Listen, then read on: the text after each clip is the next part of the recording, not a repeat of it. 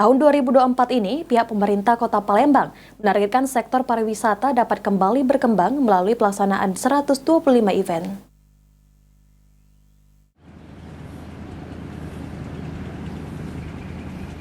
Tahun 2024 ini, pihak pemerintah Kota Palembang menargetkan sektor pariwisata dapat kembali berkembang. Kepala Dinas Pariwisata Kota Palembang, Sulaiman Amin mengatakan, pada tahun 2024 ini ditargetkan kunjungan wisata di Kota Palembang dapat mencapai angka 2,2 juta atau mengalami kenaikan dari tahun 2023 lalu di angka 2.011.000 kunjungan.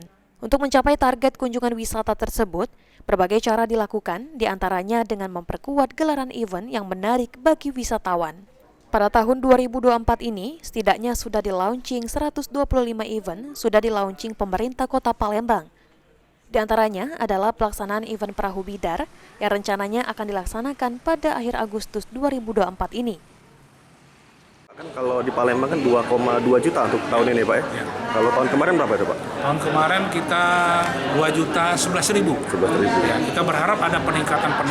Tentunya peningkatan ini harus dibarengi dengan penyelenggaraan event yang menarik wisatawan datang ke kota. Anugerah Sandi Pratama, PAL.